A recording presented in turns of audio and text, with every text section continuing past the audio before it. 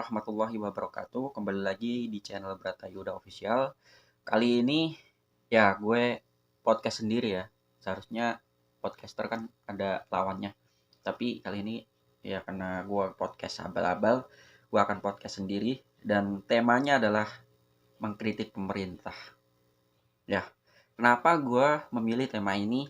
Karena kebijakan-kebijakan yang dilakukan oleh pemerintah jelas ini tidak pro rakyat.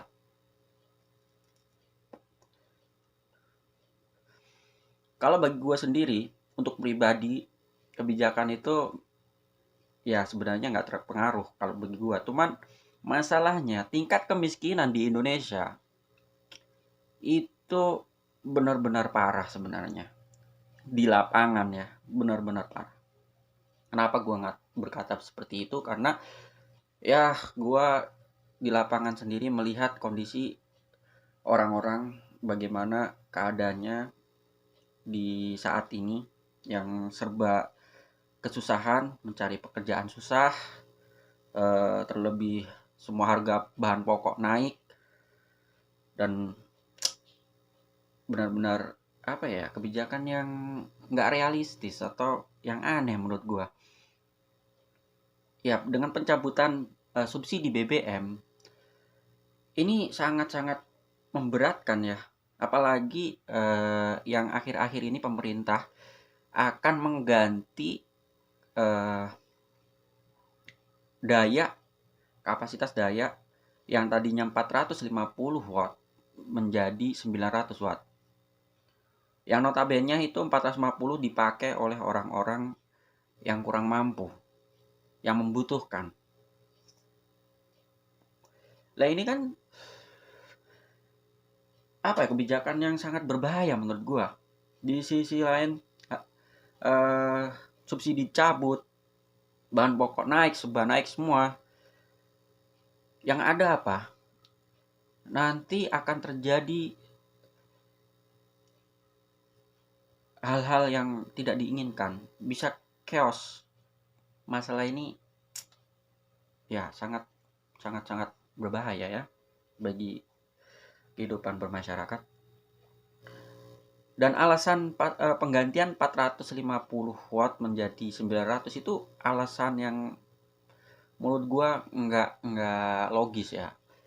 Katanya diberitakan bahwa di gedung DPR sendiri dijelaskan alasan penggantian daya 450 ke 900 itu karena kelebihan kapasitas PLN. Jadi hal itu yang membuat PLN pemerintah mengajukan untuk pengubahan daya. Kan aneh ya. Kalau memang kelebihan daya apa kapasitas kepenuhan kapasitas kena pemerintah sendiri membangun pembangkit listrik yang baru. Aneh kan? Lah, gimana nggak aneh? Kelebihan kapasitas, tapi pemerintah terus membangun pembangkit listrik yang baru. Tujuannya apa coba? Kan aneh. Emang ya kalau emang kelebihan kapasitas nggak usah bangun. Karena kalau membangun kan otomatis akan mengeluarkan uang kas negara. Begitu kan? Dan itu gak logis bagi gua. Terus yang katanya bantuan itu sampai kapan gua tanya, ya kan?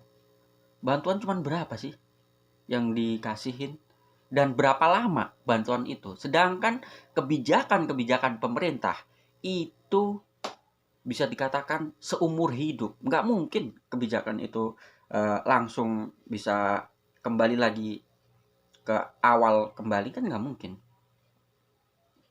Kalau udah naik nggak mungkin langsung bisa turun ataupun bisa istilahnya stabil lah, nggak mungkin. Dan itulah yang terjadi.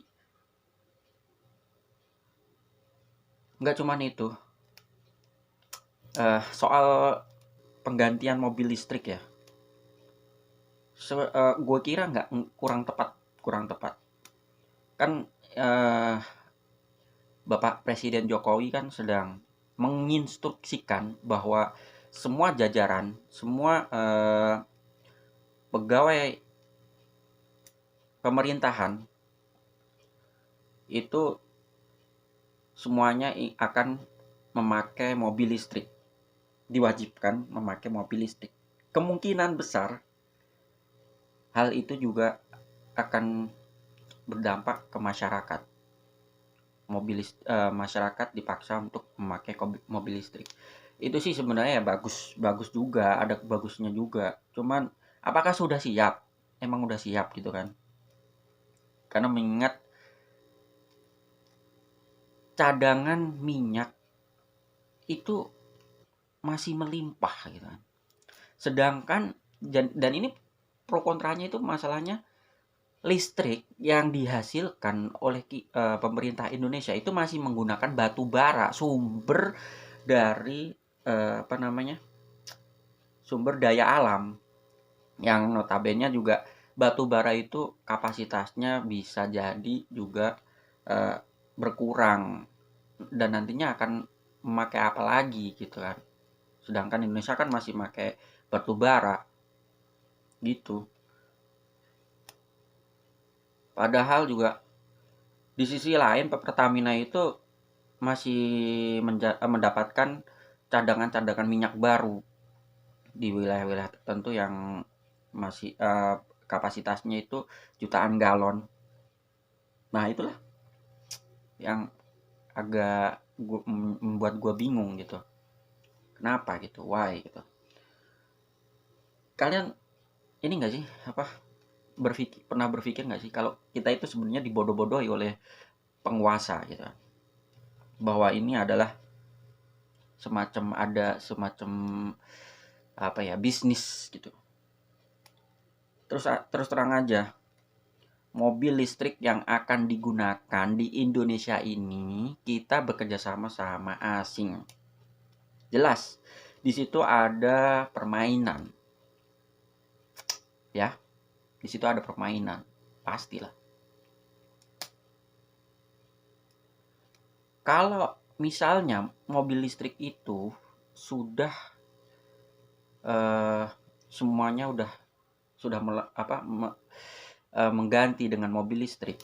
Yang jadi pertanyaan gua nih, apakah sumber listriknya itu masih menggunakan batu bara juga? Kalau emang itu untuk apa namanya go green ya, istilahnya go green lah gitu. Apakah benar hal itu akan terrealisasikan? Karena kita juga masih menggunakan batu bara. Dan Eropa juga sekarang karena adanya perang antara Rusia dan Ukraina, yang jelas bukan Rusia Ukraina tapi Rusia dan Amerika serta NATO, Eropa menggunakan batu bara juga akhirnya. Ya denger-denger sih Indonesia akan ini ya apa menggunakan pembangkit listrik tenaga nuklir, tapi ya nggak tahu juga sih kapan akan itu dilakukan. Dan nuklir itu sangat berbahaya ya, karena ada radiasi yang sangat berbahaya. Memang kita sebagai rakyat biasa ya mau tidak mau mengikuti kebijakan apa yang telah pemerintah lakukan. Tapi kalau kita cuma diam aja, yang ada kita menjadi apa ya, sapi perahan mungkin ya, dipaksa untuk bekerja kerja terus ya kan, bayar pajak ya.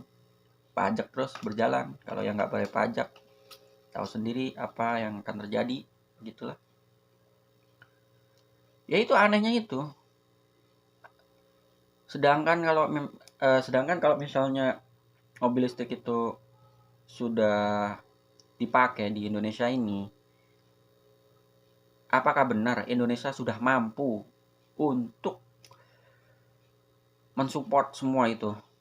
mengendalikan semua itu. Karena mobil listrik tahu sendirilah, mobil listrik namanya komponen listrik itu untuk koneksi keseluruhan mobil itu menggunakan data atau internet,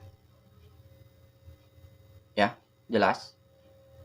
Jadi kita itu nggak cuma ngisi-ngisi daya listrik aja, tapi yang jelas kita juga harus memakai internet. Nah, nggak tahu sistemnya gimana karena gue belum menggunakan mobil listrik atau motor listrik. Yang jelas komponen-komponen yang ada di dalam mobil listrik itu pasti terkoneksi oleh internet. Nantinya pasti seperti itu. Itu prediksi gue. Kalau nggak percaya nanti entah 2 tahun, 3 tahun, 5 tahun, 10 tahun, atau 20 tahun yang akan datang, lo akan tahu lah gimana. Ya inilah, Indonesia masuk ke dalam globalitas. Tapi pemerintah belum siap untuk fight. Dan akhirnya apa? Ya seperti ini. Sebenarnya gue nggak melulu tidak suka atas kebijakan-kebijakan yang dilakukan pemerintah. Tapi sebagai warga negara yang baik, ya kita harus mengkritik kalau emang kebijakan itu tidak menguntungkan rakyat atau kebijakan itu dapat menyengsarakan rakyat. Ya. Karena kebijakan itu jangka panjang, bukan jangka pendek. Dan dampaknya sangat luar biasa. Sangat luar biasa dampaknya. Apalagi Menteri Keuangan Sri Mulyani pernah bilang bahwa